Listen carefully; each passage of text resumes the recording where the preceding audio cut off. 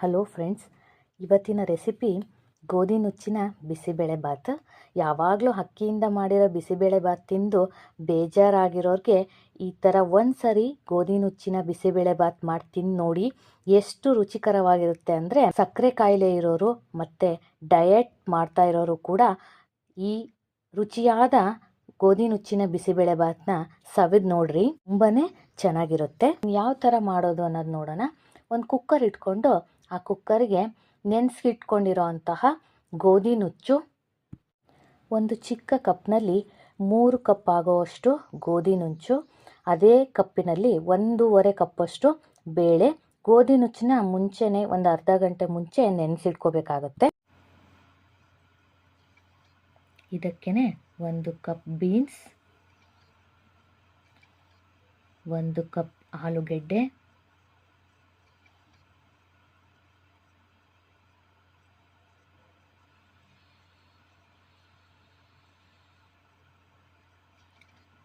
ಅರ್ಧ ಕಪ್ಪಷ್ಟು ಬಟಾಣಿ, ಹಸಿ ಬಟಾಣಿ, 1 ಕಪ್ ಕ್ಯಾರೆಟ್, 1/4 ಕಪ್ಪಷ್ಟು ನೆನೆಸ್ಕೊಂಡಿರುವಂತಹ ಶೇಂಗಾ,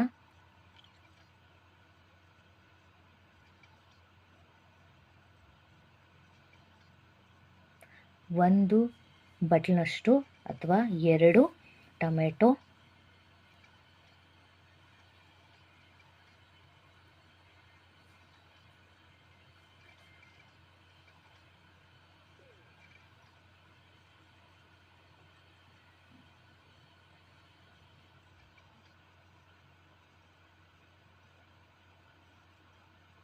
ಇದನ್ನೆಲ್ಲ ಹಾಕಿದ ಮೇಲೆ ಚೆನ್ನಾಗಿ ಒಂದ್ಸತಿ ಮಿಕ್ಸ್ ಮಾಡ್ಕೋಬೇಕು. ಏನು ನಾವು ಗೋಧಿ ನುಚ್ಚು, ಬೇಳೆ ಮತ್ತು ಏನೆಲ್ಲ ತರಕಾರಿಗಳನ್ನು ಹಾಕಿದ್ವಲ್ಲ ಅದೆಲ್ಲದೂ ಕೂಡ ಒಂದ್ಸತಿ ಚೆನ್ನಾಗಿ ಕೆಳಗಿಂದ ಅದನ್ನು ಮಿಕ್ಸ್ ಮಾಡ್ಕೋಬೇಕು. ಈ ರೀತಿ ಮಾಡೋದ್ರಿಂದ ಎಲ್ಲದೂ ಕೂಡ ಸರಿಯಾಗಿ ಬೇಯುತ್ತೆ ಅನ್ನೋದಕ್ಕೋಸ್ಕರ ನಾವು ಒಂದ್ಸತಿ ಮಿಕ್ಸ್ ಮಾಡಿದ ಮೇಲೆ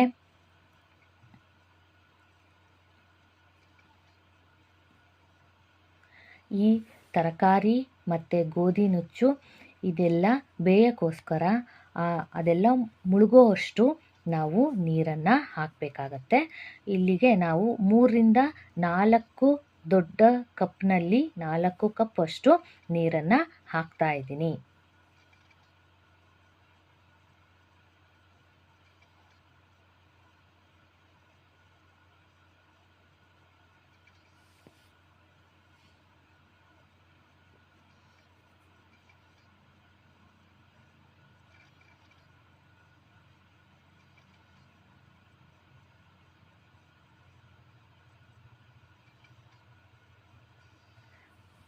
ಇದಕ್ಕೆಲ್ಲದೂ ಕೂಡ ನಾವು ರುಚಿಗೆ ತಕ್ಕಷ್ಟು ಉಪ್ಪನ್ನು ಹಾಕಬೇಕು. ಬರೀ ತರಕಾರಿ ಮತ್ತು ಗೋಧಿ ನುಚ್ಚಿಗೆ ಈಗ ಎಷ್ಟು ಬೇಕೋ ಅಷ್ಟನ್ನು ಉಪ್ಪು ಹಾಕಿ ಮತ್ತೆ ಒಂದ್ಸತಿ ಚೆನ್ನಾಗಿ ಅದನ್ನು ಮಿಕ್ಸ್ ಮಾಡಿ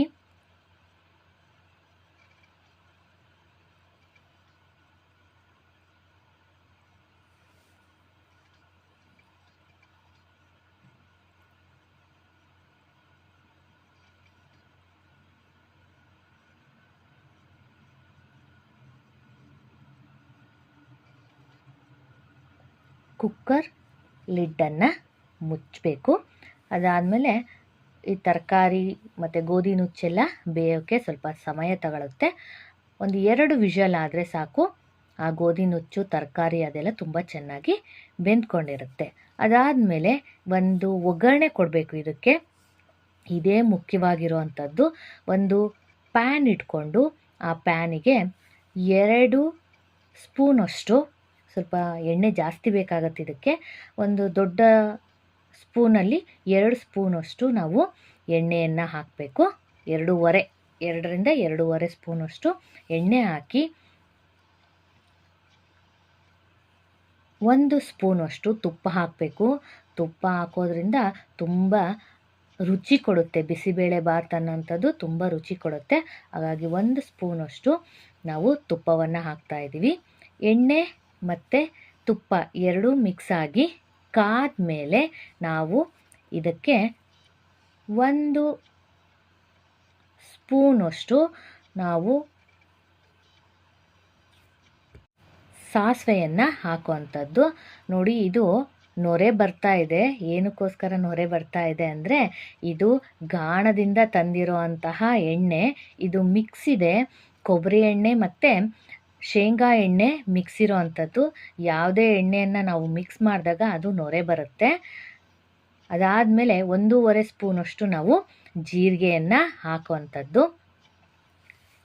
ಜೀರಿಗೆ ಮತ್ತು ಸಾಸಿವೆ ಎರಡು ಚಿಟಪಟ ಅಂತೇಳಿ ಸಿಡಿದ ಮೇಲೆ ನಾವು ಇದಕ್ಕೆ ಈಗಾಗಲೇ ನಾವು ಒಂದು ನೀರುಳ್ಳಿಯನ್ನು ಕಟ್ ಮಾಡಿ ಇಟ್ಕೊಂಡಿರಬೇಕು. ಆ ಒಂದು ನೀರುಳ್ಳಿಯನ್ನು ಈ ಒಗ್ಗರಣೆಗೆ ಹಾಕುವಂಥದ್ದು. ಹಾಕಿದ ಮೇಲೆ ನೀರುಳ್ಳಿ ಚೆನ್ನಾಗಿ ಫ್ರೈ ಆಗಬೇಕು. ಅದು ಟ್ರಾನ್ಸ್ಪರೆಂಟ್ ಆದಮೇಲೆ ನಾವು ಅದಕ್ಕೇ ಅರ್ಧ ಕ್ಯಾಪ್ಸಿಕಮ್ನ ನಾವು ಈಗಾಗಲೇ ಹೆಚ್ಚಿಟ್ಕೊಂಡಿದ್ವಿ. ಆ ಕ್ಯಾಪ್ಸಿಕಮ್ನು ಕೂಡ ಅದಕ್ಕೇ ಹಾಕಿ ಚೆನ್ನಾಗಿ ನಾವು ಅದನ್ನು ಮಿಕ್ಸ್ ಮಾಡಬೇಕು.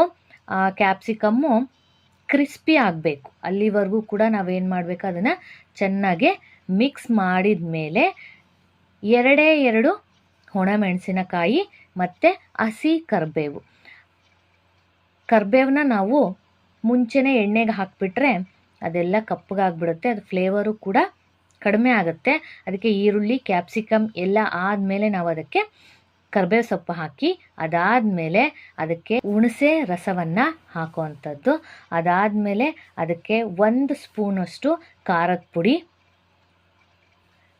ಅರ್ಧ ಸ್ಪೂನಷ್ಟು ಇಂಗು ಮತ್ತು ಸ್ವಲ್ಪ ಬೆಲ್ಲ.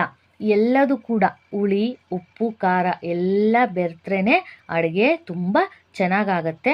ಹಾಗಾಗಿ ನಾವು ಅದಕ್ಕೆ ಸ್ವಲ್ಪ ಬೆಲ್ಲವನ್ನು ಕೂಡ ಮಿಕ್ಸ್ ಮಾಡ್ತಾ ಇದ್ದೀವಿ. ಅದೆಲ್ಲ ಚೆನ್ನಾಗಿ ಮಿಕ್ಸ್ ಮಾಡಿದ ಮೇಲೆ ಒಗ್ಗರಣೆ ನೋಡಿ ಯಾವ ಥರ ಆಗುತ್ತೆ.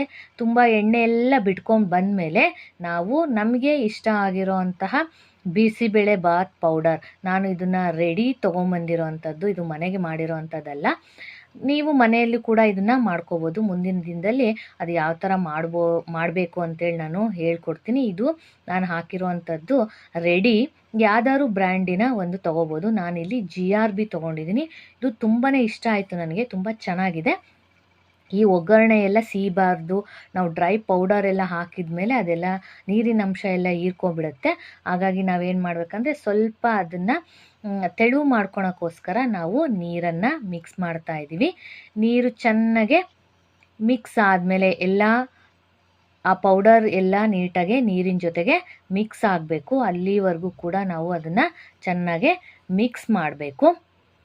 ನೋಡ್ರಿ ಯಾವ ರೀತಿ ಮಿಕ್ಸ್ ಆಗಿದೆ. ಆಮೇಲೆ ತುಂಬ ಚೆನ್ನಾಗೆ ಎಣ್ಣೆನೂ ಕೂಡ ಬಿಡ್ಕೊಂಡು ಬಂದಿದೆ. ನಾವು ಬರೀ ತರಕಾರಿಗಷ್ಟೇ ಉಪ್ಪು ಹಾಕಿದ್ವಿ. ನಾವಿಲ್ಲಿ ಒಗ್ಗರಣೆಗೂ ಕೂಡ ಉಪ್ಪನ್ನು ಹಾಕೋಬೇಕು. ಯಾಕಂದರೆ ಈರುಳ್ಳಿ, ಕ್ಯಾಪ್ಸಿಕಮ್ ಎಲ್ಲ ಇರುತ್ತಲ್ಲ, ಅದೆಲ್ಲ ಕೂಡ ಚೆನ್ನಾಗಿ ಉಪ್ಪನ್ನು ಹೀರಬೇಕು.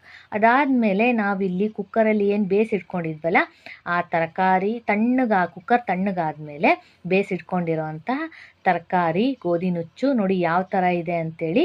ಆದರೆ ಬಿಸಿಬೇಳೆ ಬಾತು ಇಷ್ಟು ಗಟ್ಟಿಗಿರೋದಿಲ್ಲ. ನೀವೆಲ್ಲ ನೋಡಿದ್ದೀರಾ, ಅದೆಲ್ಲ ತೆಳ್ಳಗಿರುತ್ತಲ್ವ, ಅದೇ ರೀತಿಯೇ ಇದನ್ನು ಕೂಡ ನಾವು ತೆಳುವಾಗಿ ಮಾಡೋಕ್ಕೋಸ್ಕರ ಬಿಸಿ ನೀರನ್ನು ಹಾಕಬೇಕು. ಯಾವುದೇ ಕಾರಣಕ್ಕೂ ತಣ್ಣೀರು ಹಾಕಬಾರ್ದು, ಬಿಸಿ ನೀರನ್ನೇ ಹಾಕಬೇಕು. ಬಿಸಿ ನೀರು ಹಾಕೋದ್ರಿಂದ ಏನಾಗುತ್ತೆ ಅಂದರೆ ಬೇಗನೂ ಕೂಡ ಮಾಡ್ಬೋದು. ಆಮೇಲೆ ಬಿಸಿ ಇರುತ್ತಲ್ವ, ಅದು ಗಟ್ಟಿಗಾಗ್ಬಿಡುತ್ತೆ. ಹಾಗಾಗಿ ನಾವು ಬಿಸಿ ನೀರನ್ನೇ ಹಾಕಬೇಕು. ಆಮೇಲೆ ನಾವೇನು ಒಗ್ಗರಣೆ ಮಾಡಿ ಇಟ್ಕೊಂಡಿದ್ವಲ್ಲ, ಆ ಒಗ್ಗರಣೆಯನ್ನು ಇದಕ್ಕೆ ಮಿಕ್ಸ್ ಮಾಡ್ತಾ ಹೋಗಬೇಕು.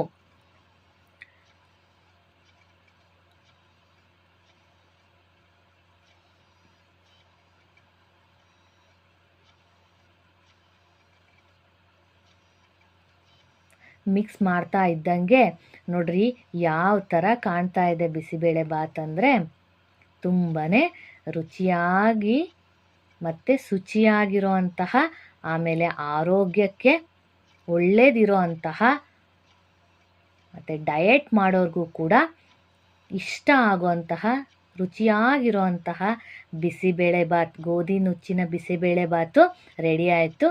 ಕೊನೆಗೆ ಇದಕ್ಕೆ ನಾವು ಕಟ್ ಮಾಡಿ ಇಟ್ಕೊಂಡಿರೋ ಅಂತಹ ಕೊತ್ತಂಬರಿ ಸೊಪ್ಪನ್ನು ಹಾಕಿ ಒಂದು ಸತಿ ಚೆನ್ನಾಗಿ ಅದನ್ನು ಮಿಕ್ಸ್ ಮಾಡಬೇಕು. ಅದು ಕುದಿಯೋಕ್ಕೆ ಸ್ಟಾರ್ಟ್ ಆಗುತ್ತೆ.